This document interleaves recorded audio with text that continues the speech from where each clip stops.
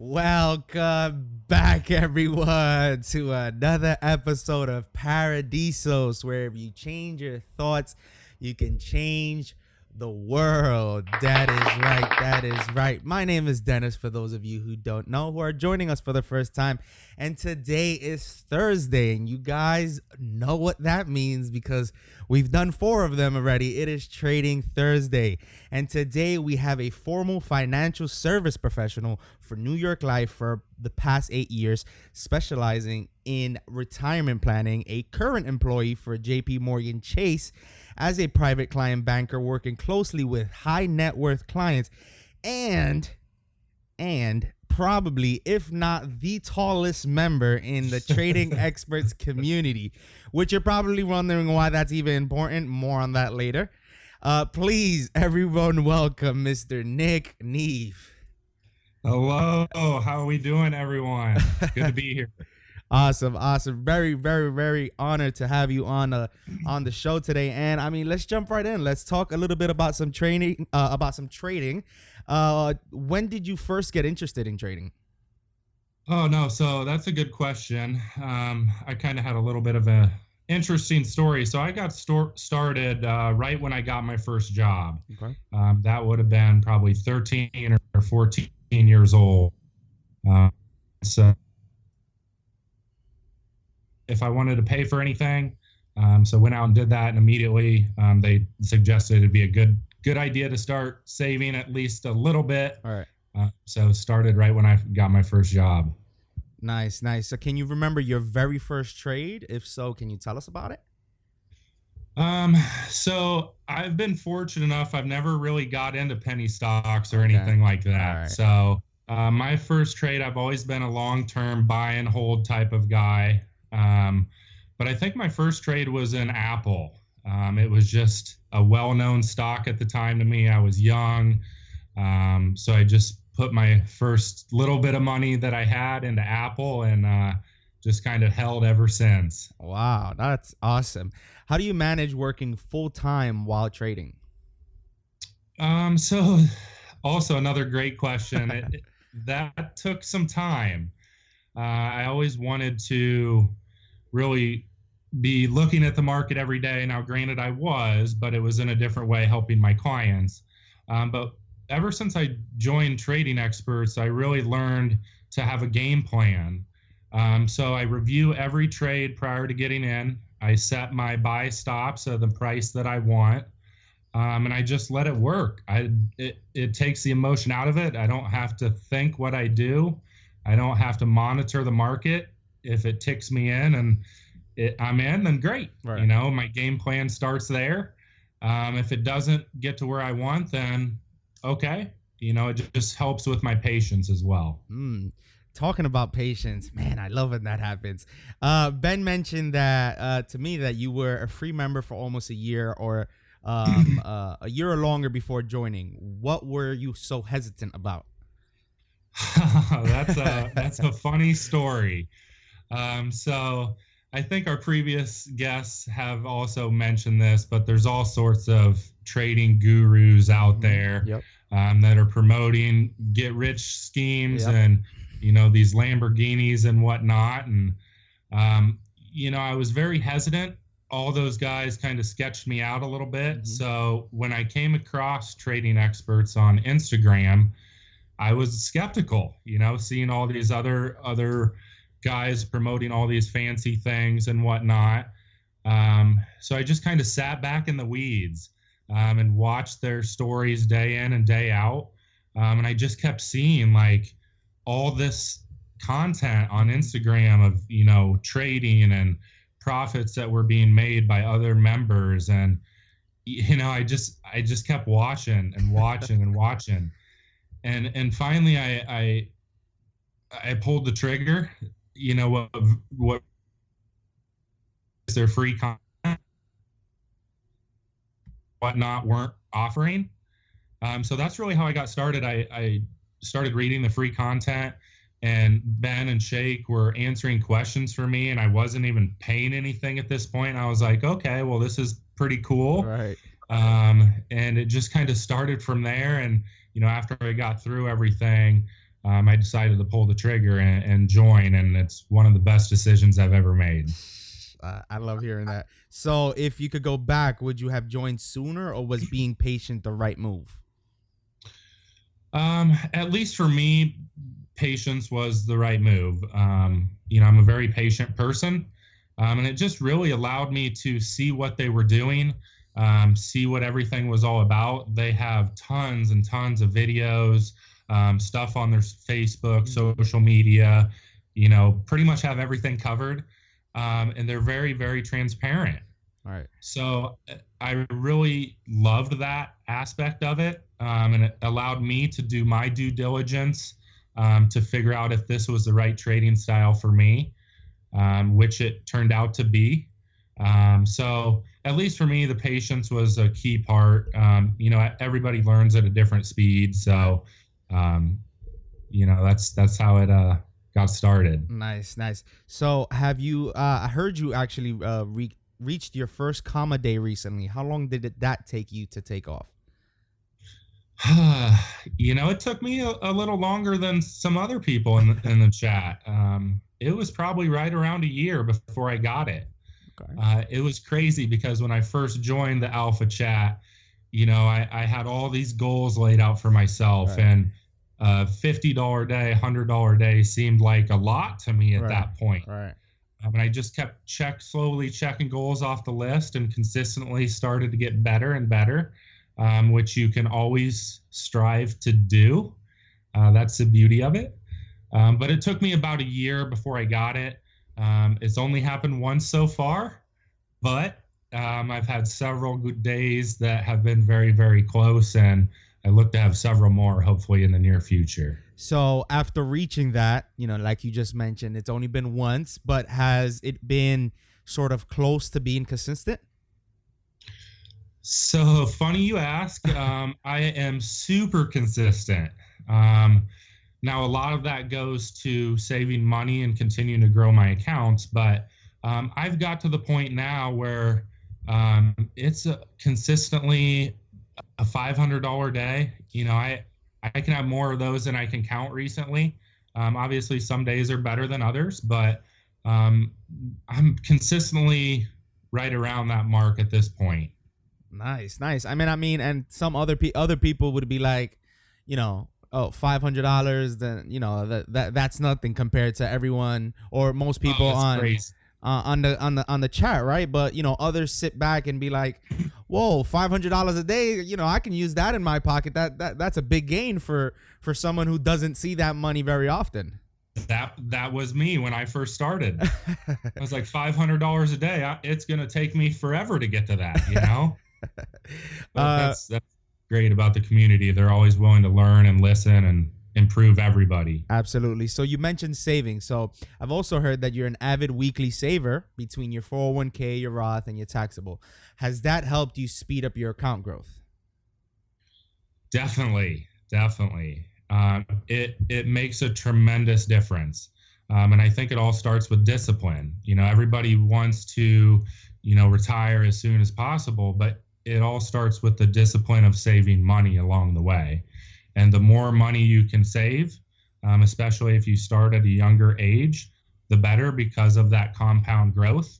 But, I would say this to anybody, the starting time is now. You can start when you're young. Some people start a little bit later in life. That's okay. Right. But I would just say wherever you're at in your journey, start now, and it'll make a huge difference along the way. So how would one become, disciplined in doing, especially something as hard and something that I myself have struggled, which is to become a good saver. So how does one stay disciplined, whether it be in saving the money or in anything in life? So, I would think a big part of it is automating your system. So I try to make a game out of it. I started when I got my first job and continually have increased that savings along the way. I currently save right at about 27% of my income. That may be a low number to some and a high number to others. But once again, if you can just automate it, it's a great way to do it. You don't even have to think about it. You just whatever you can afford, figure out what that number is, and then just plug it into your checking or savings and say, I want to save X number of dollars per week, and I want to have it done on the Friday of each week or whatever that day may be. Right.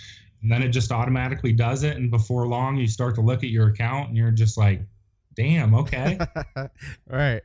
So how does saving money or being a good saver help to achieve goals quicker? Well, the more money you can save, the more money that you have working for you at one time, right? So if you're putting that money to work in the stock market or, online business or real estate or whatever term growth, and your money is working for you at a faster rate. So therefore, hopefully you can hit those goals a little quicker and then set new goals, new bigger goals, and continue to hopefully increase your saving along the way so you can then hit those goals. And it's just a snowball process from there. So how has setting goals help improve with your trading? It gives me something to strive for. It's a never ending game. You can set your goals, and there's a wide variety of ways you can set those goals, whether it's a $100 day or $200 day or a comma day or whatever it is, or a percentage in a trade. In the group chat we call it a chop. All right. So just whatever those goals are, you set those goals and it gives you something to strive for. And then once you hit those goals, you can continue to increase them along the way and get better and better and continue to improve yourself along the way. So you being a good saver, being a great goal setter, and those things, are important to you, how are you able to sort of emotionally react to situations where a goal wasn't met by a certain date, or like when you set a goal and you want it for a certain date, or you want it by this much, how do you sort of emotionally react mentally to that goal not being set at a certain time, or whatever the case may be? No, great question, Dennis. So I don't try not to let it affect me. I'm always trying to turn a negative into a positive, and be a go-getter and a happy person along the way. So, once again, you're not going to hit every goal immediately. If there's a goal that I set and I don't hit it, I look at that as a learning experience, and I still strive to hit that goal until I do. Right. And then once I do, that's when I can increase it from there. So I always try to just at least turn it into a positive experience, learning opportunity, kind of evaluate what I did wrong maybe, and learn from that and grow from that. And hopefully along the way at some point I'll hit it, and then, just continue just getting after it. And that's why I feel like it's so important. And like you mentioned earlier, Ben and Shake sort of strive with this topic, and that's game planning, and how important it is not only game planning and setting up for a trade, but it's also preparing yourself for what the outcome might be. We're always expecting for a trade, if we plan successfully and effectively, the trade is going to do so and so, A, B, and C. But if it doesn't, and it does X, Y, Z, we're also prepared for whatever that outcome may be. Exactly. And, game planning goes to everything. Game planning trades, game planning savings, game planning that promotion at work. That's one big thing that I've learned within the group is if you have a game plan going in, mm-hmm. What to look at, what to look for, how to achieve that plan along the way to get to your goal quicker. Absolutely. And I mean, I agree with 100%. So I mentioned earlier you being the tallest member in Trading Experts. Did you ever play any basketball? I did. I get that question about 60 times a day. For those of you that don't know, I am 6'10" tall.